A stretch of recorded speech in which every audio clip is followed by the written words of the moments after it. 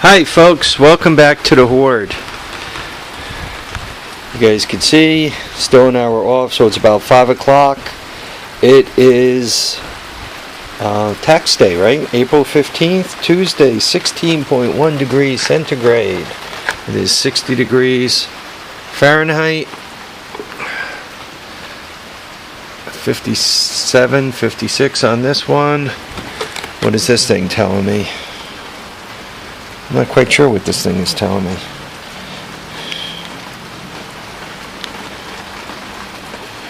Tell me that's the barometric pressure, which is kind of scary. I don't know.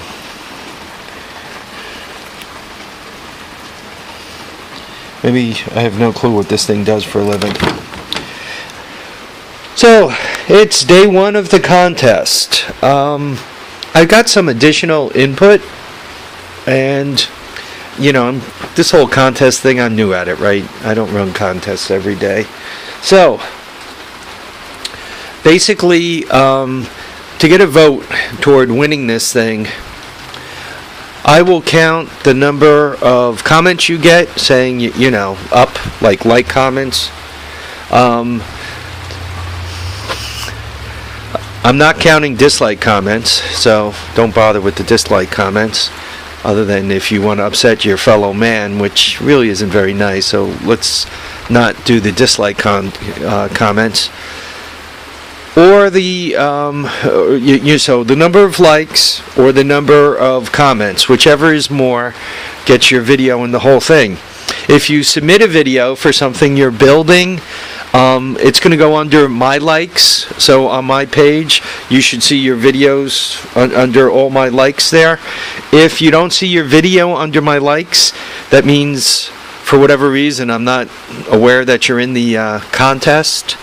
So that's something obviously that I got to be aware of, right? It's hard to compete if I don't know you're in it. So let's you know, make sure you give me a comment. My project, I have the metal. I bought 16 gauge. I'm putting a lot of thought into this lift. This is my Build It project. The lift is going to be the one I'm submitting for Build It. For the Fix It, I'm not sure what I'm going to do. I got a couple of comments about the 125 when I called it a loser.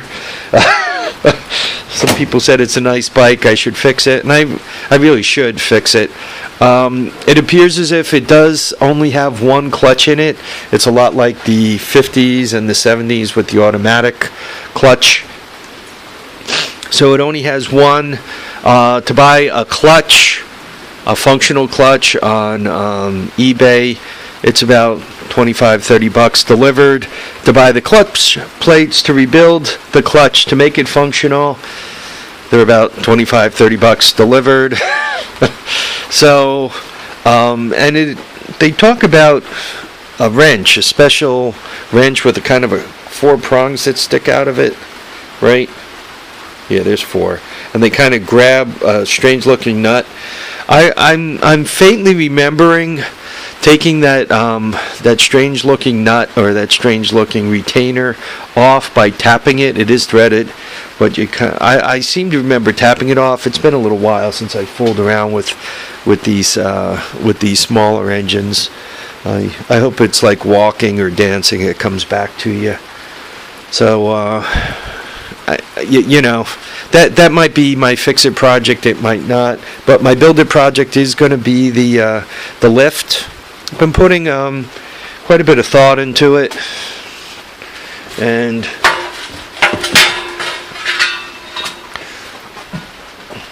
I want to make it as flat as possible. So I went with 1.5 inch square tubing, 16 gauge. I think 16 gauge should be enough. If it's not, I'm going to be not happy because I spent $200, just under $200 on 16 gauge, $180. I'm going to put the lift arms on the outside.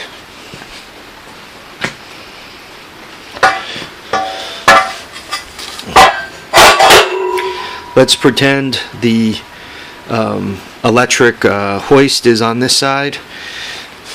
So there's going to be one like that. There'll be the second one out here.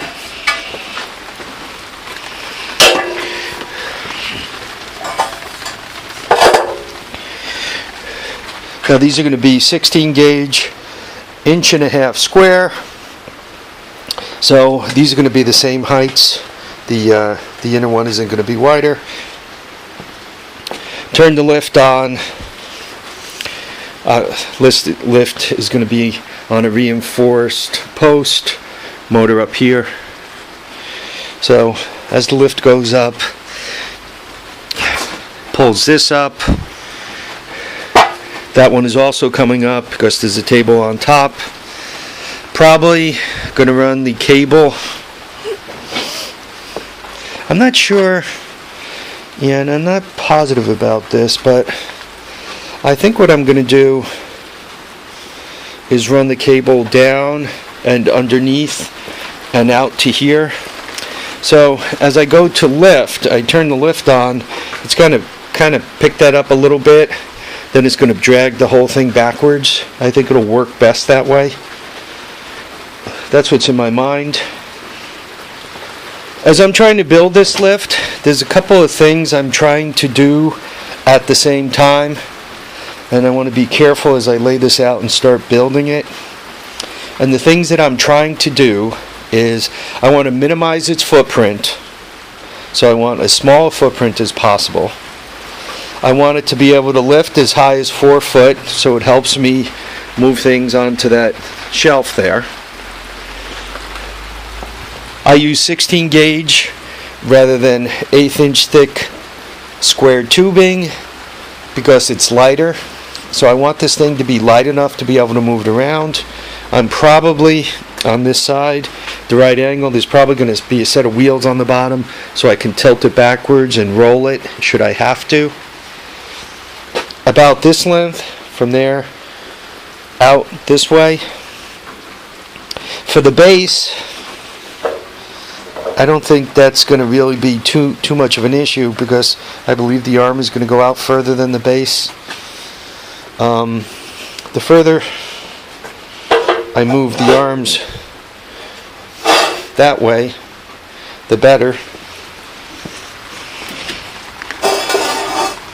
Because it shortens up the overall length, but I also have to be able to reinforce this post. So as this thing comes up, right, it has to glide over the reinforcement for the post. So I do have a little bit to play with from an angle point of view.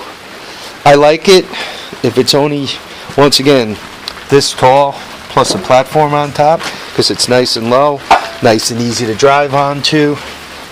If I set up the width properly, and I think between the inner box members, I think it's going to be 40 inches, which makes it so I can put one of these in it, or I can put the front end of this guy into it, because it'd be nice to, and I think it's going to reside on this side of the garage.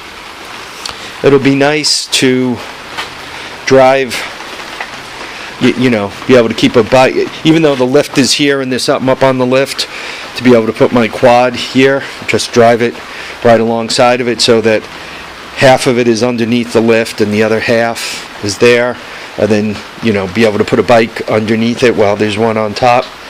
That way, and two bikes that start easily, obviously, and are easy to move out, so I can just fire them up, take them out, work on the bike right on top of the lift, all set up right here. That's the thoughts. So as I'm playing with the dimensions, Musty 1 mentioned that you really don't want the lift much more than 44 inches or so wide, because if it's much more than that, and you have a two-wheeler on top, it's hard. I guess it's hard to reach. I guess you're like leaning over it and it makes it hard to kind of get to it. The length of the box underneath helps determine the stability. If the box is not long enough in that direction, as you're lifting, right, it could have a tendency to pivot backwards like this. If I don't have enough width, the thing, especially as you start getting 48 inches high, could start becoming top heavy. So, I mean, there are considerations.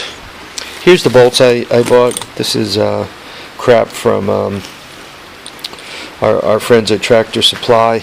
You know, they sell it for like $2.25 a pound, $2.19 a pound. I mean, so it's going to, you know, obviously go through. This is going to be bolted here. Right. And there'll be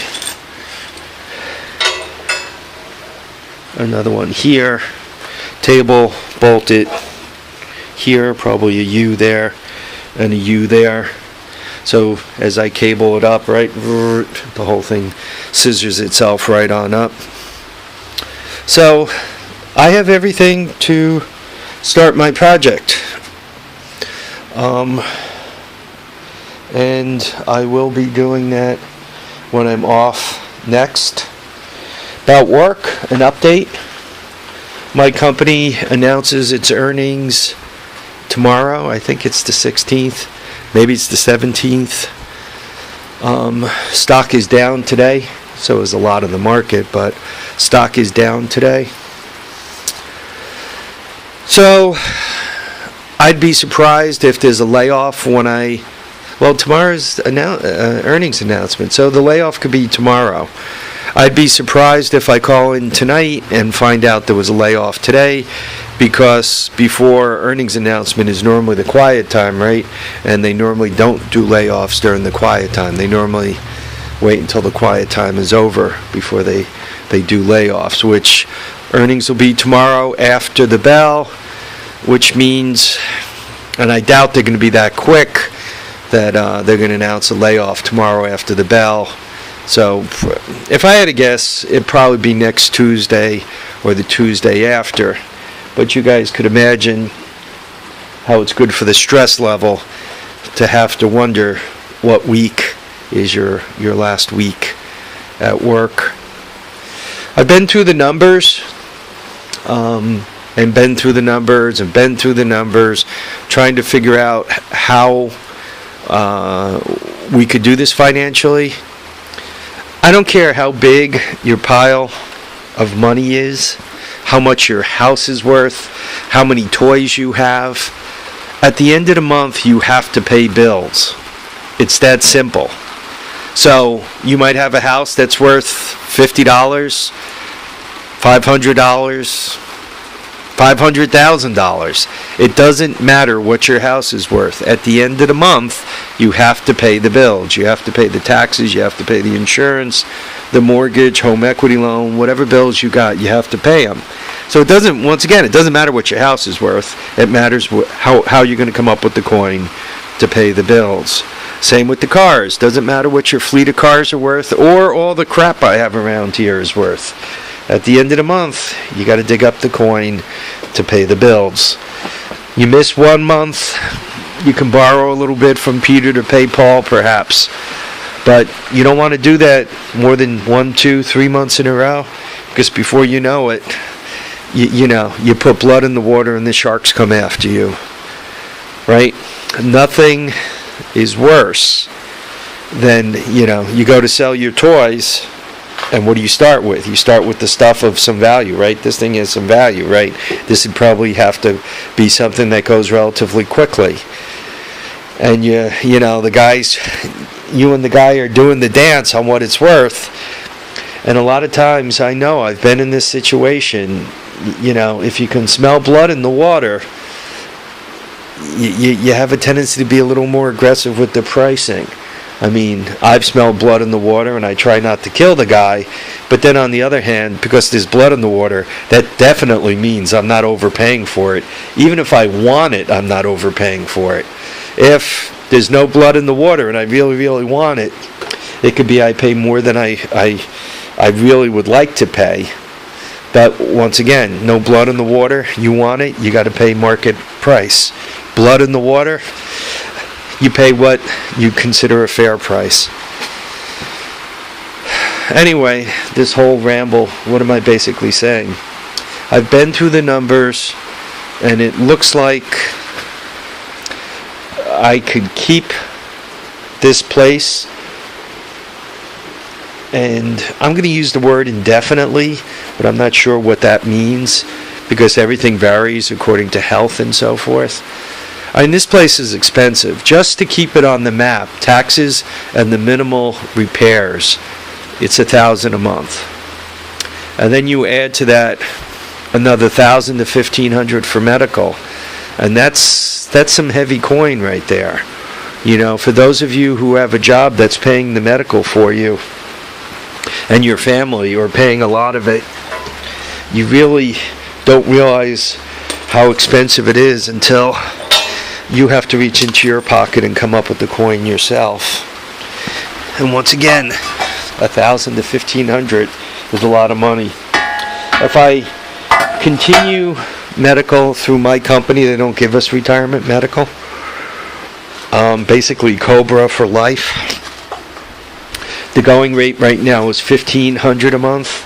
Here in New York, we have the New York Exchange, kind of a derivative of Obamacare. It's about $1,000 a month for the wife and I, $998, $996, something like that for the wife and I. For a platinum policy, actually a better health care plan than I already have. Lower deductibles, you know, no generic drugs, real drugs, though the generics are fine. So the New York State health exchanges are working pretty well. I think they're working pretty well because New York State has had those health exchanges for a while. And what Obamacare did for New York is instead of people showing up at the hospital and kind of freeloading, you know, walking out of the hospital and leaving a bill behind, more people have health insurance, and New York took the Medicaid expansion, which means New York has some money to insure people who would normally just duck the bill and run and leave that bill behind once again for me and my insurance company to pick up. So I think that's why it's cheaper in New York. I'm not sure why my company wants more money from me than New York State exchanges wants, other than the company, right? If you can make a profit on a retiree, might as well take the money and run, huh? Steve Miller Band wrote a song about that once, eh? Getting to be a long video. We're approaching 18 minutes. So, contest is going. Come on, guys. Get them videos in. I'll subscribe to you. Obviously, I need to know you're out there and that you're in the contest, but I will subscribe to you, and I will put your videos on my page as a like.